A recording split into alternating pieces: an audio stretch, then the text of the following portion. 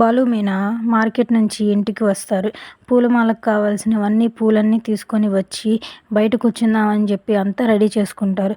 అప్పుడు సత్యం వచ్చి, ఏంటమ్మా మీరందరూ ఇప్పుడు ఇక్కడ కూర్చుందామని చూస్తున్నారా అని అంటే, అవును మావయ్య, ఇక్కడే కూర్చొని నైట్ అంతా పూలమాలలు కడితే కానీ రేపు ఉదయానికి అందించలేము అని మీనా చెప్తుంది. అప్పుడు ప్రభావతి వచ్చి, ఏంటి ఇక్కడ కడతారా? ఇక్కడ కడితే ఎలా కడతారు? వచ్చేపోయే వాళ్ళందరికీ అడ్డం. అయినా చిచ్చి, ఇదంతా తీసేయండి, వీళ్ళంతా పూల వాసన వస్తుంది, ఎలా ఉంటారో ఏంటో, ఎలా ఉందామని అనుకుంటున్నారు? మేము ప్రశాంతంగా ఉండటం ఎవరికి ఇష్టం లేదా?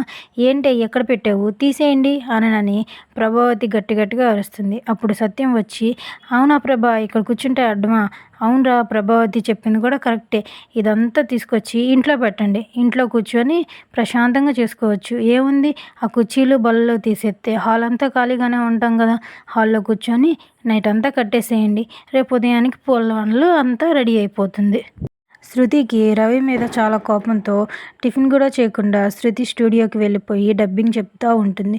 అప్పుడే అక్కడ టేక్ అయిపోయిన తర్వాత వాళ్ళు వచ్చి అమ్మ శృతి, నీ కోసం ఎవరో వచ్చారు అని అంటే, నా కోసమా, ఎవరు వచ్చింది అని బయటకు వచ్చి చూడగానే రవి తన కోసం భోజనం తీసుకొని రెడీగా ఉంటాడు. అది తిని శృతి చాలా హ్యాపీగా ఫీల్ అవుతుంది.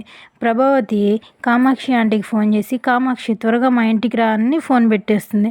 కామాక్షి ప్రభావతి వాళ్ళ ఇంటికి వచ్చి, వామ్మో ఏంటి ఇన్ని పూలున్నాయి, ప్రభావతి ఏమైనా పూల కొట్టుకి అద్దెకిచ్చిందా ఏంటి అని ప్రభావతికి ఫోన్ చేసి, హలో ప్రభా, ఎక్కడున్నావు అని అడుగుతుంది.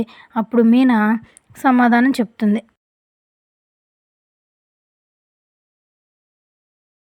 సుమతి అంటుంది, నేను ఇప్పుడు ఫోన్లో ఫోటో తీసి ఆన్లైన్లో పెడతానక్క అని మీనాని అడుగుతుంది.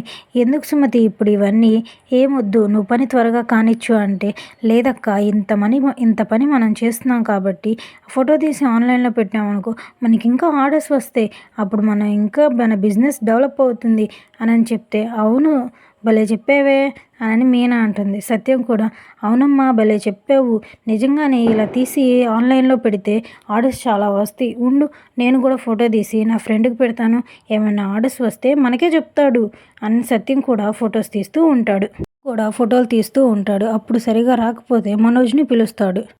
మనోజ్ ఫోటోలు తీస్తూ ఉంటాడు. అప్పుడు ప్రభావతి వచ్చి, ఏంట్రా ఇక్కడ ఏం చేస్తున్నావు, పెళ్లి వీడియో ఏమైనా తీస్తున్నావా అని మనోజ్ని అడుగుతుంది. లేదమ్మా, నాన్న ఫోటోలు తీయమన్నాడు అని ఫోటోలు తీస్తూ ఉంటాడు. ఏంటి, నా కొడుకు చేత ఫోటోలు తీపిస్తారా? ఆడు ఎంత పెద్ద చదువుకున్నాడు, ఎన్ని డిగ్రీలు చేస్తాడు, ఈ పూలు కడుతుంటే నా కొడుకు ఫోటోలు తీయాలా అని ప్రభావతి అంటుంటే, సత్యం అంటాడు, నీ ఫోటోలు తీసినంత మాత్రాన నీ కొడుకేం అరిగిపోలే అని సత్యం ప్రభావతితో అంటాడు. లెక్కలు రాస్తూ ఉంటాడు. ఎవరు ఎన్ని మాలలు కట్టారు అని లెక్కలు రాస్తూ ఉంటాడు. నువ్వెన్ని కట్టావమ్మా, నువ్వెన్ని కట్టావా అని ఒక్కొక్కరిని అడుగుతూ ఉంటాడు.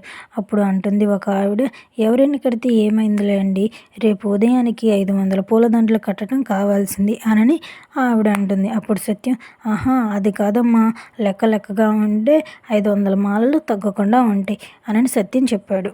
అప్పుడు శృతి వచ్చి, మీనా నేను కూడా నీకు హెల్ప్ చేయనా అని అడుగుతుంది. మీనా అంటుంది, ఏంటి శృతి, నీకు పూలమాలలు కడతాం వచ్చా అని అడిగినప్పుడు, లేదు మీనా, నాకు రాదు, కానీ నిన్ను చూస్తుంటే నాకు కట్టాలనిపిస్తుంది అని అంటుంది. సరే శృతి కట్టు అని మీనా పక్కన కూర్చుంటుంది. ఇంతలో రోహిణి వచ్చి, మీనా నేను కూడా హెల్ప్ చేస్తాను మీనా అని అంటే, సరే రోహిణి రా వచ్చి కూర్చో అని చెప్తుంది. సరే అని కూర్చొని అందరూ పూలమాలలు గబగబా కడతా ఉంటుంటారు. అప్పుడే కామాక్షి కూడా వచ్చి వాళ్ళ దగ్గర కూర్చుంటుంది. నేను పూలమాలలు కడతాను అని చెప్పి కూర్చుంటే, సరే అని శృతి పక్కన కూర్చుంటుంది. శృతికి పూలమాలలు కడతాం రాకపోవటం వల్ల శృతి ఒకసారిగా చెయ్యి ఇలా చాపేసరికి కామాక్షి మూతికి తగులుతుంది. అప్పుడు అంటుంది మీనా, అయ్యో కామాక్షి అత్తయ్య గారికి తగిలింది శృతి అని అంటే, బాలు అంటాడు, తగిలింది చిత్తడైందా అని అంటే, అవునరా బాలు తగిలింది అని అంటే, ఇంకాసేపు ఆగితే మటన్ కర్రీ అయ్యేది నీ ముక్కు అని అంటాడు బాలు. ఆ ఇల్లంతా జనాలతో పూల వాసనతో ఎంతో ఆహ్లాదకరంగా ఉంటుంది. అప్పుడే సత్యం బాధపడుతూ ఉంటాడు. ఏంటి నాన్న, ఏంటి అలా ఉన్నావు అని అడిగితే, ఏం లేదమ్మా, నీ పని నువ్వు చూసుకో, నువ్వు అసలే త్వరగా కట్టాలి అని అంటాడు. అప్పుడు బాలు ఏమైంది నాన్న అలా అయిపోయావు అని అంటే, ఇంతమంది ఉన్నారు కదా, మన మౌనిక లేదన్న బాధ నాలో ఉందిరా అని మౌనికకు ఫోన్ చేసి మాట్లాడుతుంటే, బాలు ఏంటి నాతో అలా ఉన్నావు, మీ ఆయన పక్కడున్నాడా ఏంటి